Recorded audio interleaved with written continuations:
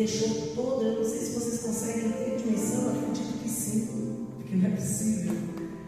Jesus deixou toda a sua glória, toda a sua glória.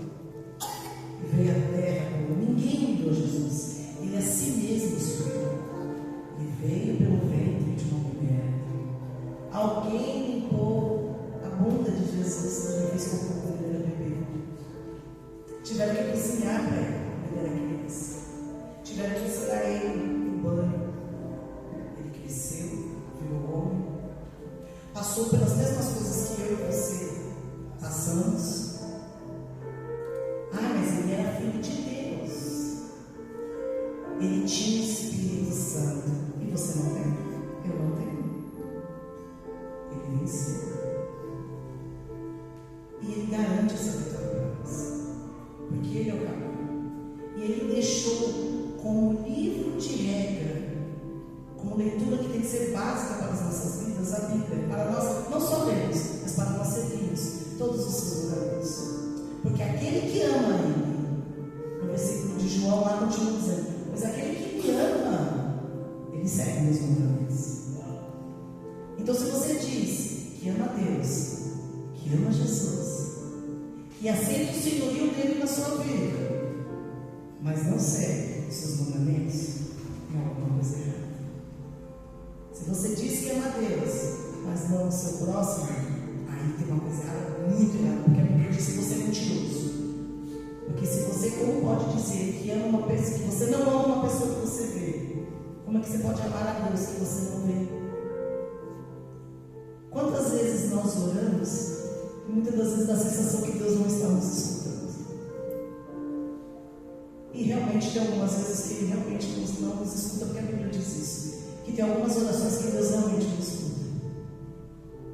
Está curioso? Vai lá na Bíblia, porque está lá falando que Ele realmente, algumas orações Ele não escuta. Principalmente do marido que maltrata a mulher. Ele diz que Ele não escuta as orações dos homens que maltratam as suas mulheres.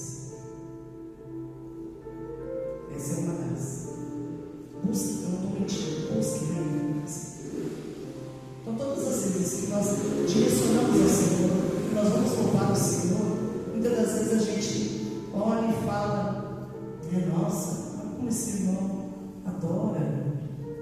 Mas nós já paramos para pensar o quanto que ele sente a presença de Deus. Porque a palavra diz que quando nós sentimos a Shekinah do Senhor, que a presença dele, nenhum joelho consegue ficar de pé.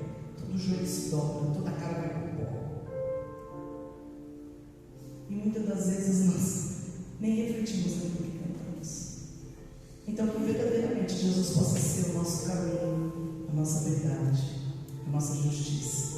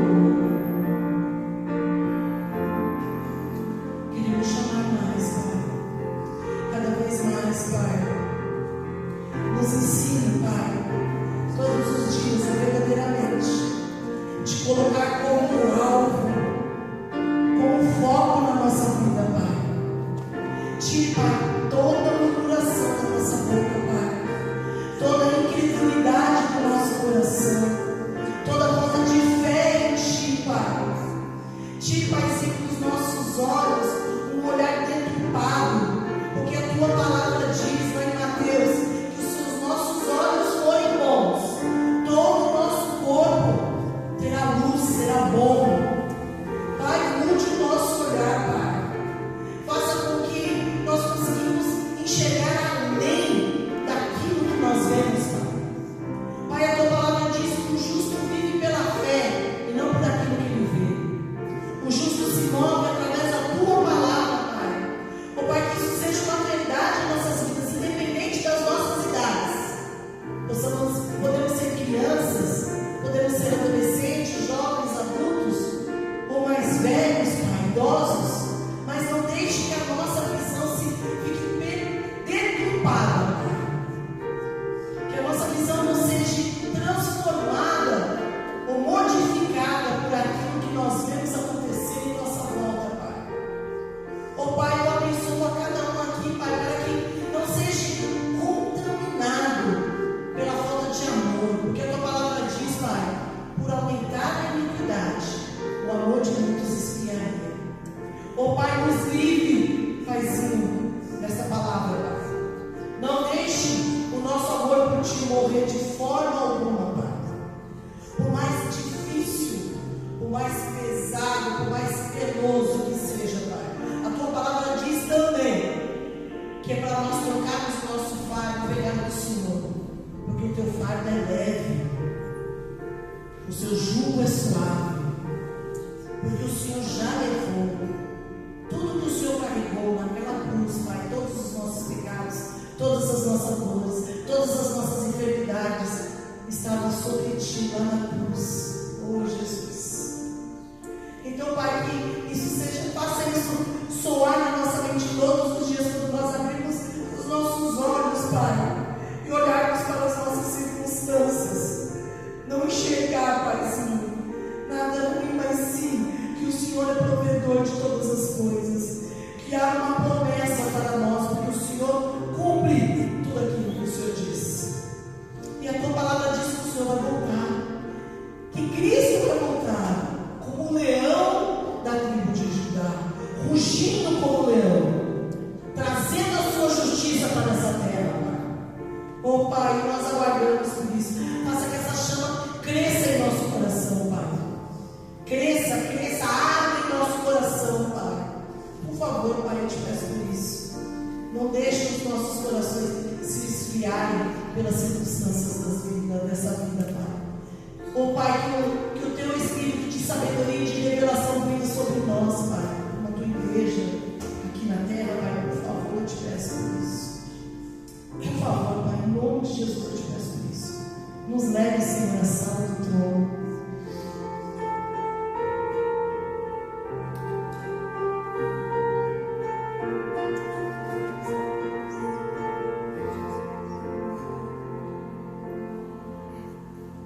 O Espírito de Deus está aqui, operando em nossos corações.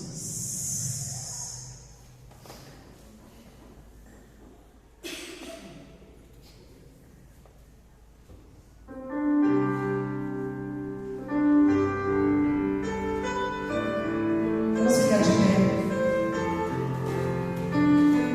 O Espírito de Deus está aqui, operando em nossos corações.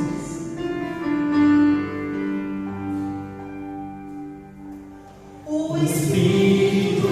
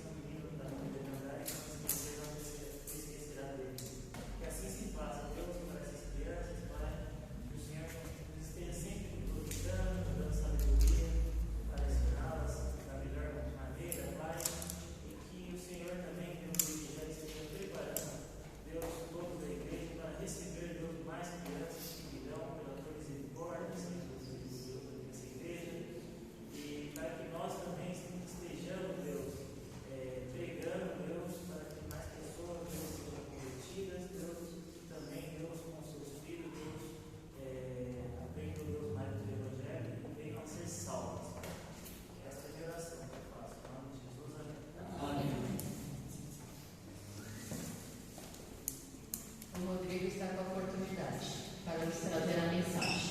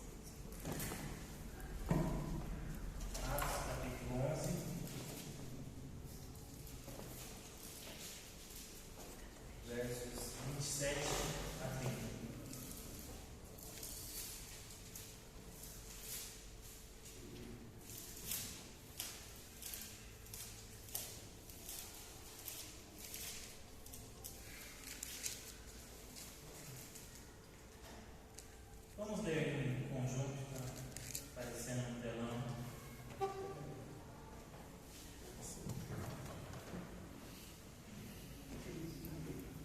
Vamos lá, todos vendo pelo telão. Naqueles dias, alguns profetas desceram de Jerusalém para Antioquia. Um deles, Ágabo, levantou-se pelo Espírito, predisse que uma grande fome sobreviria a todo o mundo romano, o que aconteceu durante o reinado de Cláudio. Os discípulos, cada um segundo as suas possibilidades, decidiram providenciar ajuda para os irmãos que viviam na Judéia.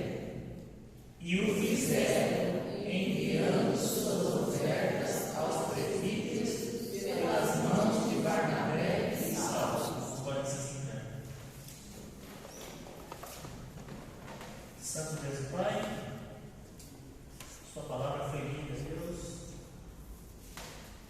Te peço, Deus, agora que o Senhor, Deus, por intermédio do Teu Espírito, Deus, esteja usando como instrumento, Deus, para meditar, para refletir, para falar dessa palavra, Deus, a todos os Seus filhos, a todos os irmãos, Deus, que estão aqui, que virão ouvir, Deus, essa mensagem, Pai. Que o Teu Espírito, Deus, que é o que faz a obra, Deus, esteja respondendo a cada um, esteja iluminando a cada um, esteja mostrando a cada um o que cada um deve fazer, o que cada um deve entender, Pai, pois cremos nisso, Senhor Deus. Cremos que o Senhor fala conosco por meio da Sua palavra, Deus. E assim se faça, Pai, em nome de Jesus. Amém. Amém.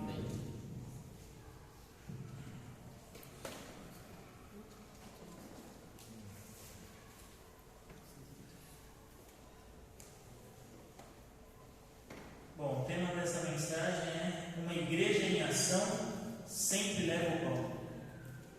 Uma igreja em ação sempre leva o pão.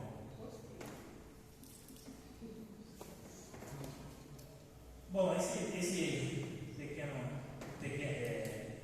pequeno número de versículos, né, do versículo 27 ao 30, ele fala, de modo geral, que houve grande fome ali na região que o Império Romano dominava como um todo, né, mas está especificamente aqui no texto falando da região da Judéia, né? Então, na época ali era o imperador Cláudio, que reinava, né, no título César, César Cláudio, era grande, todos os títulos que foram falados.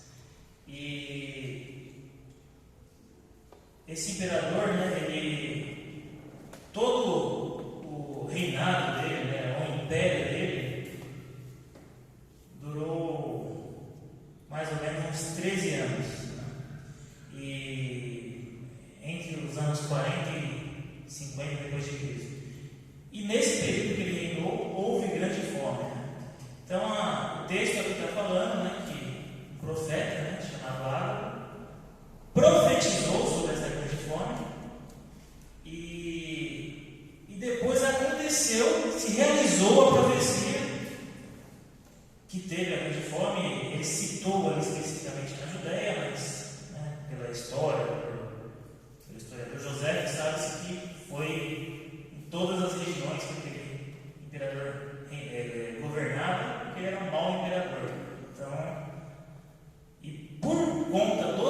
cristãos que se ajudavam, e até por governadores cristãos que estavam envolvidos naquele império, como Helena, uma importante esposa de um líder na época, ajudaram com alimentos da Líbia, alimentos da época, trigo.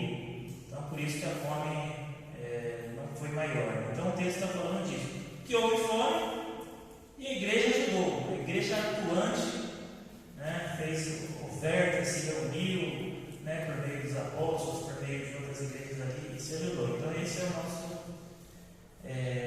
contexto aí. Então, meu propósito é falar aqui que os irmãos vejam ações práticas que a igreja faz, né, diante dos necessitados, diante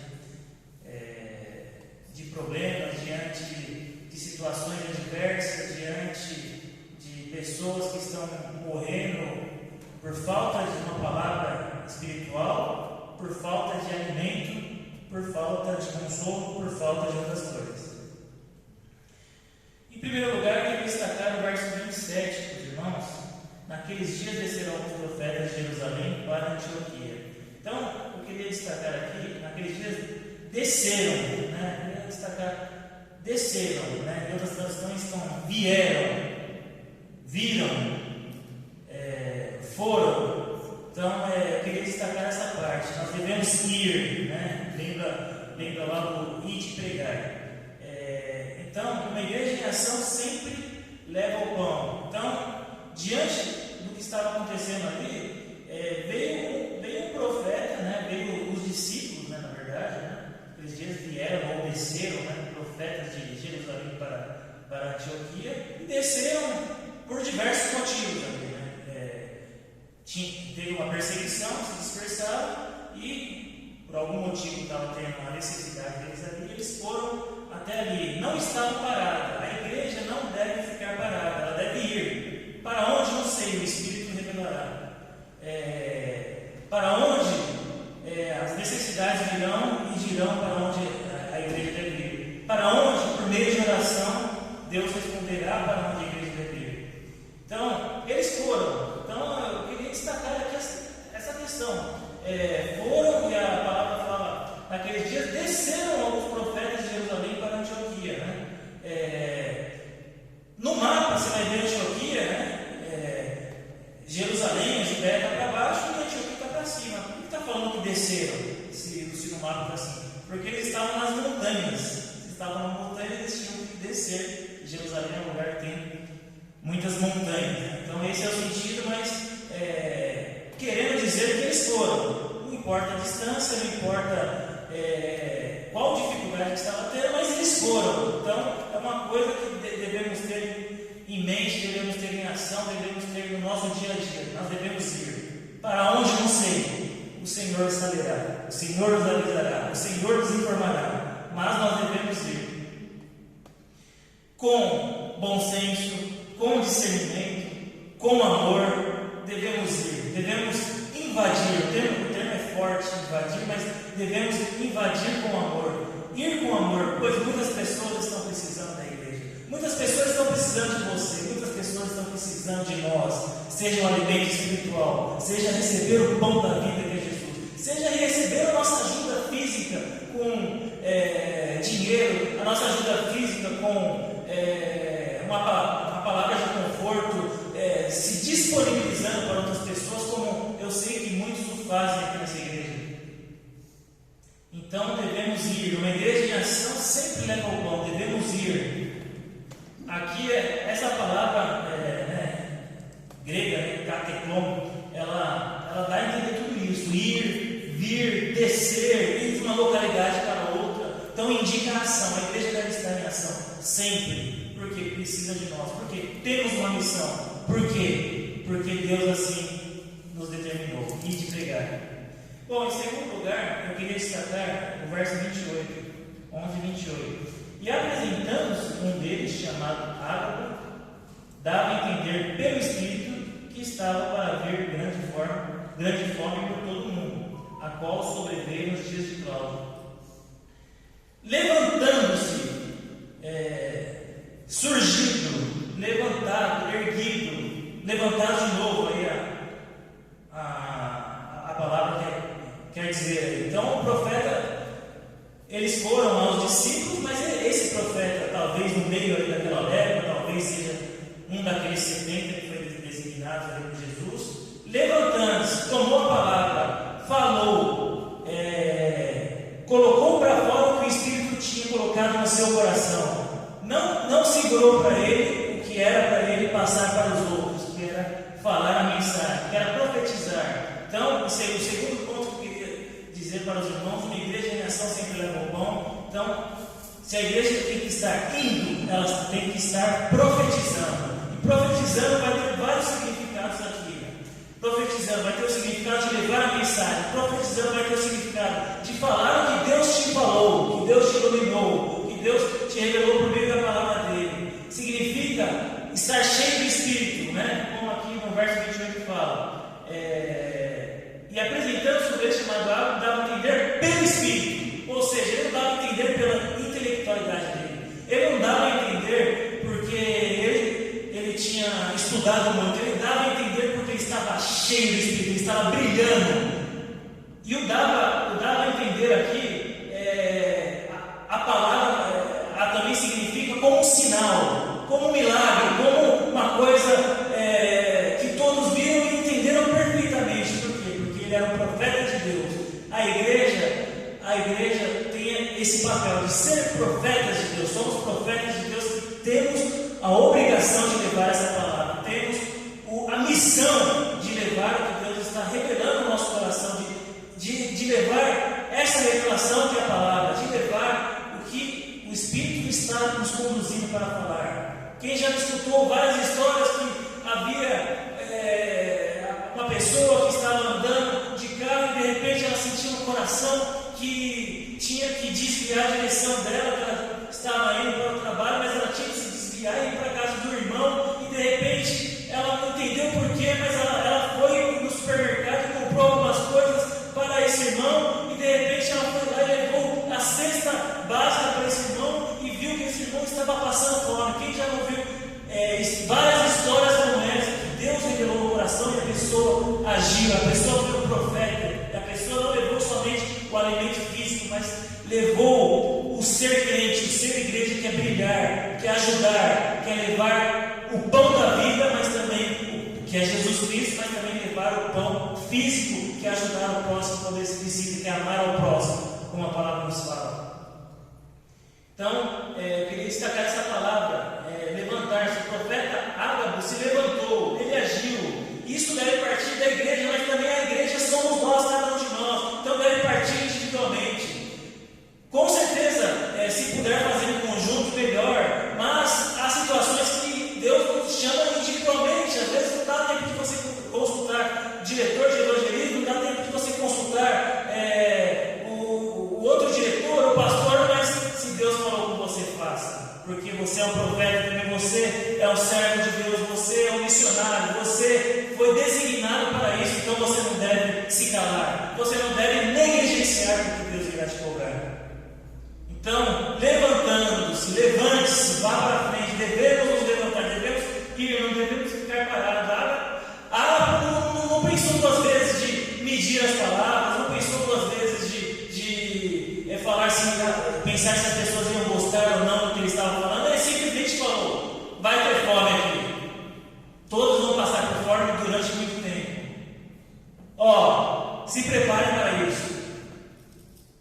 Muitos podem ter acreditado no que ele falou, muitos podem ter duvidado, muitos duvidam da igreja, muitos duvidaram de Jesus Cristo, muitos duvidaram das profecias, muitos duvidam da Bíblia, que é a nossa profecia, muitos duvidam do que Deus tem falado ao coração de algum irmão para falar para o outro irmão. Mas nós não devemos duvidar da palavra, não devemos duvidar que o Espírito é vivo, que o Espírito está dentro de nós, que o Espírito está falando para cada um de nós o que cada um deve fazer.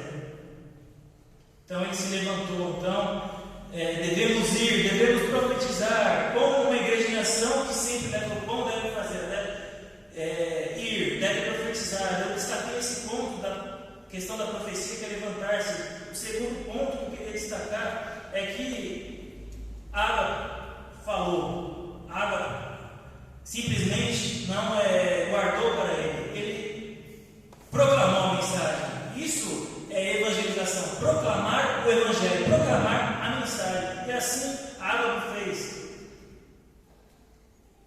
e apresentando-se o texto chamado Ágabo, dava a entender, profetizou, falou, colocou para fora o que o Espírito revelou para ele. Ele simplesmente estava tão cheio do Espírito Santo, estava tão íntimo com Deus, que ele falou o que Deus revelou para ele sem medo. E esse profeta vai aparecer de novo lá para frente, lá também em Atos. E esse profeta vai dar depois falar para Paulo que Paulo ia ser perseguido, que Paulo ia ser preso, que Paulo ia ser morto. E a igreja não queria que Paulo saísse da onde ele estava. Daí Paulo pegou e falou: vocês estão com medo do quê? Se é para acontecer, não tenha medo, porque é a vontade de Deus. Se for para morrer, eu vou morrer. Porque Paulo também estava cheio de Espírito, e Paulo acreditou na profecia dele, e depois se cumpriu como nós sabemos. Então, uma igreja em ação sempre leva o pão, ela deve profetizar, ela deve falar, não deve se calar. Eu sei que há situações que é difícil você falar, mas peça sabedoria a Deus, que Ele te dará, porque você tem um Espírito que habita em você. Ágabo foi um instrumento de Deus. Ágabo era usado por Deus. Por que ele era usado por Deus? Porque ele deixava se usar. Por que ele era usado por Deus? Porque ele era cheio de Espírito. Por que ele era usado por Deus? Porque ele cria na palavra. Nós devemos crer nessa palavra. Nós devemos proclamar essa palavra. Nós não devemos ter medo. Assim como Paulo não teve medo quando Ágabo profetizou para ele. Ainda nesse segundo ponto, que é da profecia, deve ser pelo Espírito, essa parte da profecia.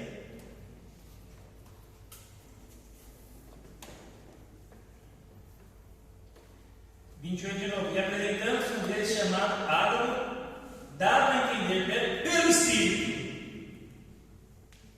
Lucas aqui, ao escrever esse relato, que provavelmente alguém falou para ele, Lucas aqui, ao escrever esse relato, que em suas pesquisas com irmãos que viram Jesus, com os discípulos, com os apóstolos, ao escrever aqui o livro de Atos, ele pega e fala, dá a entender pelo Espírito.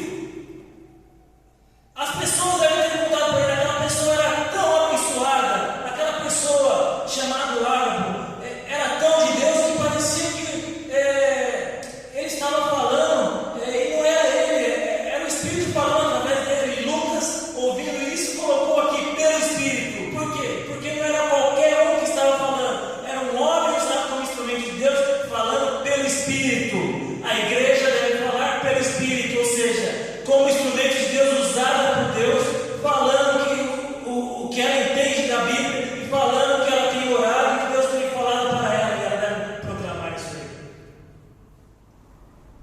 Pelo Espírito, pneumatos, aqui a palavra, significa que ele não falava da boca para fora, não era uma coisa que ele ouviu no noticiário da época, na Globo da época, no SBT da época.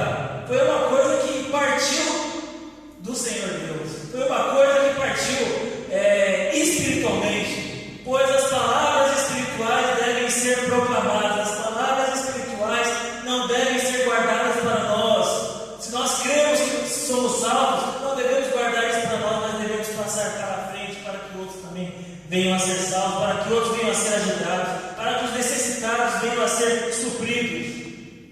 Ele foi um instrumento usado por Deus. Nós devemos ser esse instrumento, nós devemos ser esse meio, esse canal de comunicação. E ainda nesse segundo ponto da profecia, que a igreja deve ir, deve profetizar, ela deve se levantar, falar pelo Espírito, deve ficar sem medo.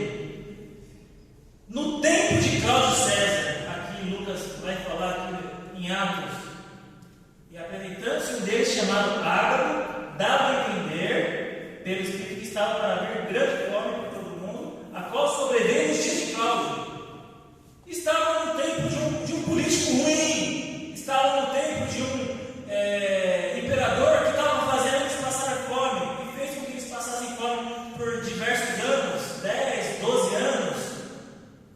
Estamos também vivendo em tempos de políticos ruins, já passamos políticos ruins, pode ser que teremos políticos ruins, e isso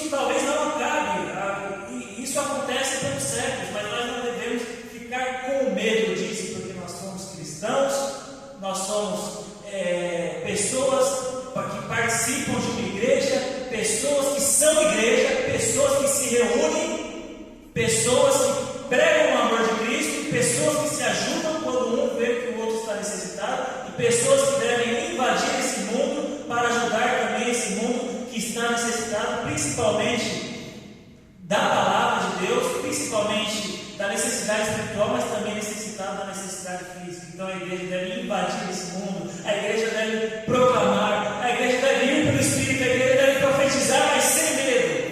Paulo não teve medo.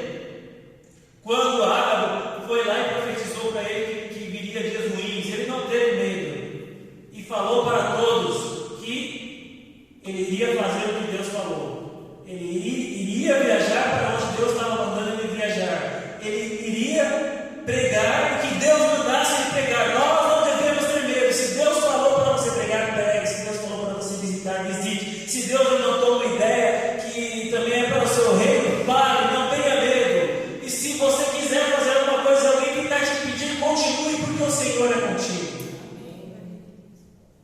Então não devemos ter medo. No tempo de Cláudio César, hoje estamos no tempo de outros políticos. São diversos políticos, são mais de 500, somando Câmara dos Vereadores, somando a Assembleia Legislativa, são mais de 500, são muitos. Mas nós não devemos ter medo, nós devemos ir. Lembra de Romanos 12, não vos conformeis com o presente século, mas renovar o vosso entendimento para que proveis como boa, perfeita e agradável a vontade de Deus. Não tenhamos medo. Não tenhamos medo, porque melhor é obedecer a Deus do que aos homens. Não tenhamos medo, porque seremos. Se nós tivermos medo aqui, Deus irá cobrar de nós. Assim. A pior coisa do que ter medo dos homens é ficar com medo de Deus. Não devemos ter medo de Deus, mas tememos a Deus em fazer a sua palavra. Só nesse ponto nós devemos ter medo, mas não ter medo de fazer alguma coisa ruim conosco por estarmos fazendo a palavra dele. Ele não fará, ele só dará juízo se não fazermos a palavra dele, se nós desobedecermos. Somente nessa situação que ele irá pregar juízo. Então, devemos ir, devemos profetizar. Em terceiro lugar, devemos agir. Versos 29 a 30.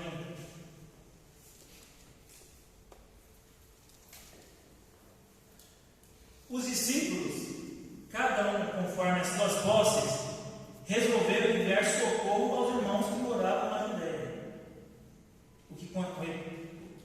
O que eles com efeito fizeram é enviando-os aos presbíteros por intermédio de Barnabé e Saulo. Os discípulos, cada um conforme as suas posses, resolveram enviar socorro aos irmãos que enviaram na Judéia. Devemos agir, irmãos. A necessidade houve aqui nessa época. A fome estava batendo na porta. E eles fizeram, se reuniram e resolveram ajudar. Agiram, se programaram, se organizaram. Talvez todos eles não tivessem os recursos necessários, o dinheiro necessitado. Talvez pediram oferta. Talvez foram nos comércios da época pediram para que os comércios dessem alimentos. Talvez foram com o irmão que tinha mais posse dela. Pegaram também das suas casas ali alimentos, recursos, dinheiro, o dinheiro da época.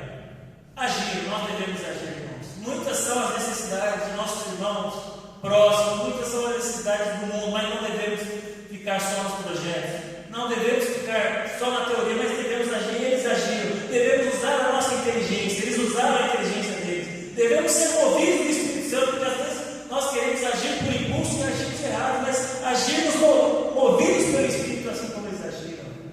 Então eles não ficaram parados. E os discípulos determinaram mandar cada um conforme que pudesse socorrer aos irmãos que habitavam na Judéia.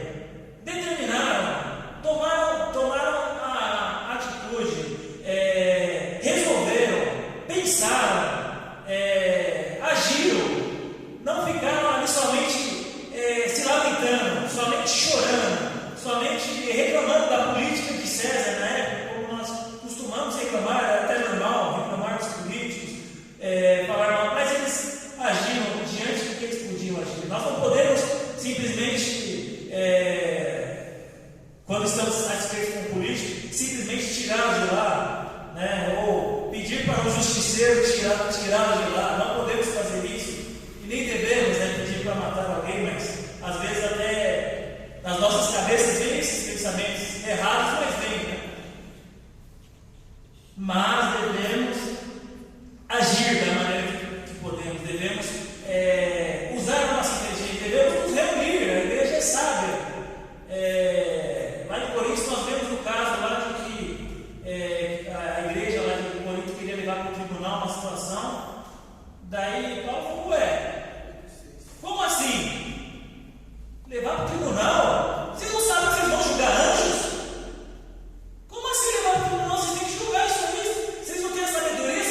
Espírito Santo? Com certeza, há situações que, com certeza, iremos consultar advogados, iremos consultar os profissionais, e isso faz parte do corpo da igreja, isso faz parte do dia a dia. Mas a igreja já sabe, a igreja tem inteligência para tomar as suas decisões. E assim eles o fizeram, eles agiram. E em quarto e último lugar, queria destacar o verso 30, praticando o que eles com efeito fizeram, enviando aos presbíteros por intermédio de Barnabé e Paulo. Eles fizeram, eles praticaram, aquela ideia se tornou realidade.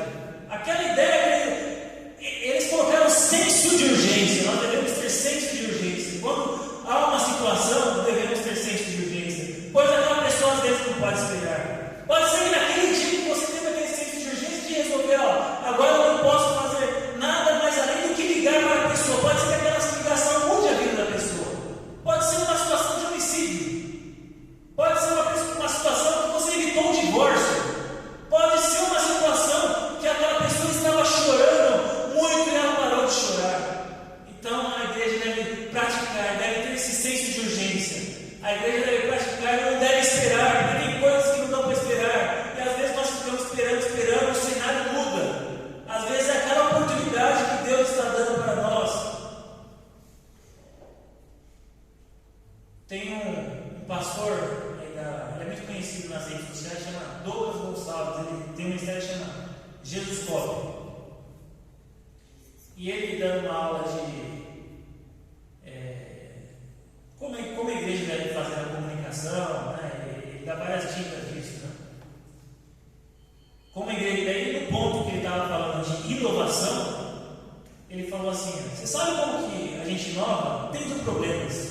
Não tenha medo dos problemas. Os problemas são as melhores coisas para a igreja se inovar. Quando tem problemas, quando tem alguma necessidade, a igreja vai se mobilizar, que é para resolver aquele problema. Então a igreja está inovando. Teve a pandemia, ninguém podia ir nos cultos porque estavam fechados as igrejas locais. Aí todo mundo se mobilizou para fazer a inovação, seja cultos online, seja cultos gravados, seja mensagens por WhatsApp, seja encontros em carros, em vários carros. Deram-se o jeito, por quê? Porque teve problemas, porque inovou, porque a igreja estava praticando, porque a igreja não estava com medo, porque a igreja estava movida pelo Espírito e ela não podia ficar parada e ela deu um jeito e ela inovou. Nós devemos inovar e não devemos ter medo dos problemas, porque os problemas é Deus que está mandando os problemas para você se desenvolver. Na empresa você se desenvolve com problemas.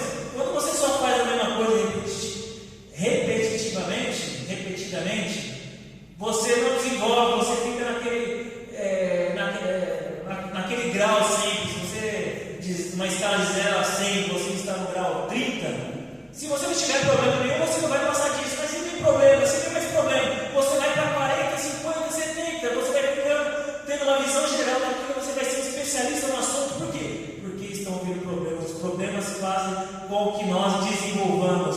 Deus permite que aconteçam certas coisas para que a igreja se desenvolva, para que a igreja aumente a sua fé, para que a igreja trabalhe, para que a igreja pregue, para que a igreja faça a sua missão. Então não tenha medo dos problemas. Pratique, haja, porque esta é a sua missão, esta é a nossa missão, e isso devemos fazer sem medo. Eu estava lá em Ilhabela, já faz algum tempo, e tinha uma pessoa que, na praça da cidade, lá da Ilhabela, lá no centro, vendia artesanatos feitos com folhas de, eu acho que, não sei se era de bananeira. Então ela fazia uma tartaruga, tem casa nessa tartaruga, fazia outros animais, fazia várias coisas com folha de bananeira. E eu percebi que ele era professor, só que eu percebi que eles passavam necessidades, ele e a esposa dele.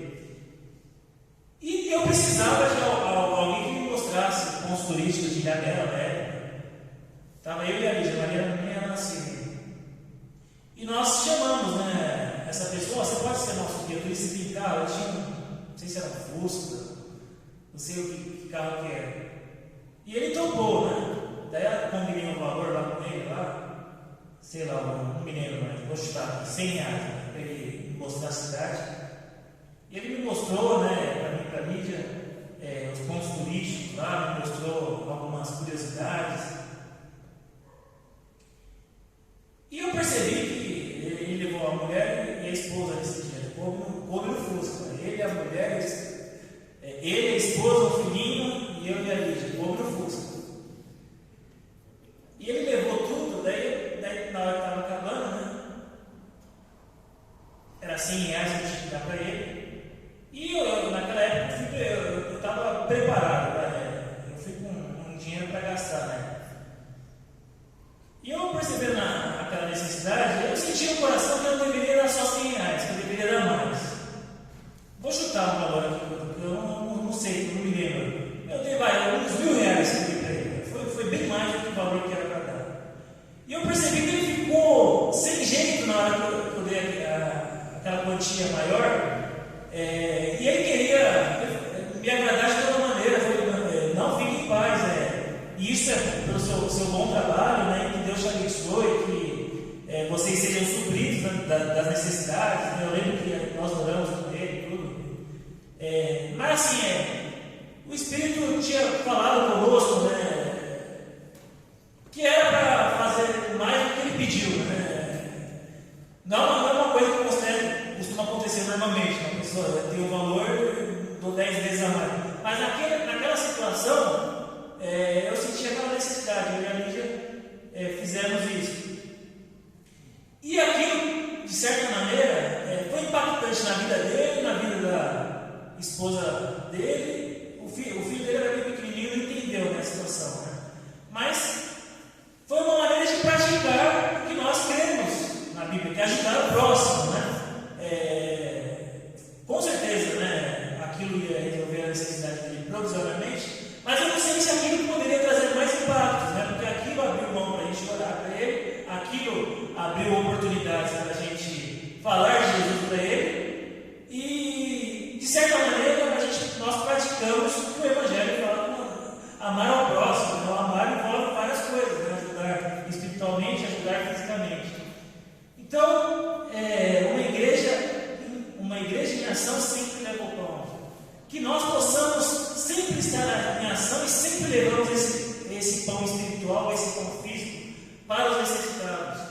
A Mariana, uma vez eu fui levá-la na escola, foi até recente, né? E ela entrou 1h30, né? Daí, sei lá, eu vi no relógio, era 1h, daí já desesperado para sair. Daí a gente já deixa tudo pronto lá, a lancheira dela, a mala dela.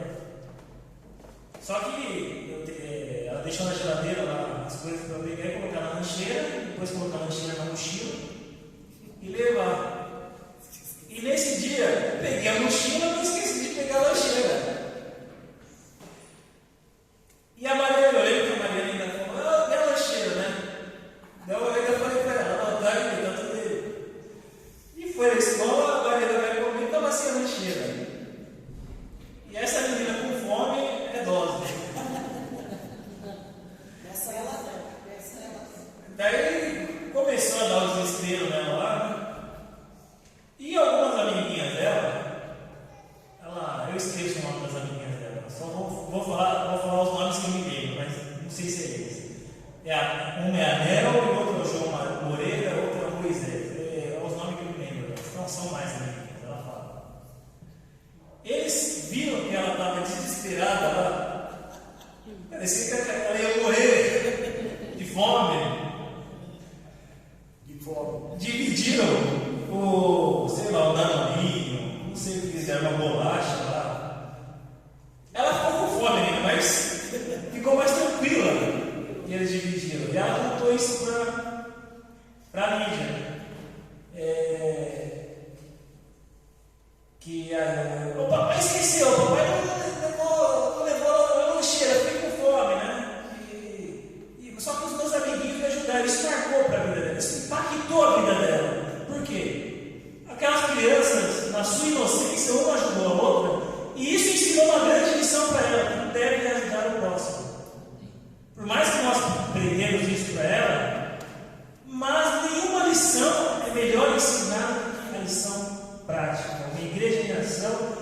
aquela que sempre leva o pão. Ações práticas falam muito mais do que simplesmente ações faladas, né?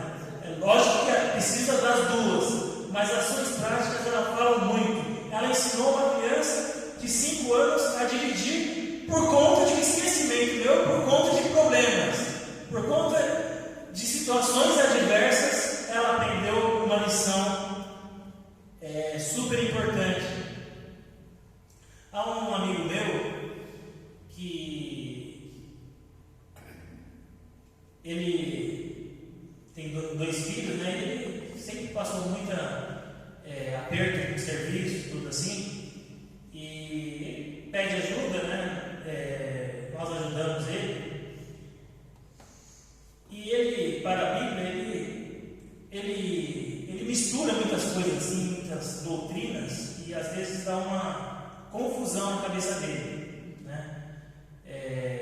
Mistura de doutrinas judaicas com terra plana, com maçonaria, e daí assim dá uma confusão, né?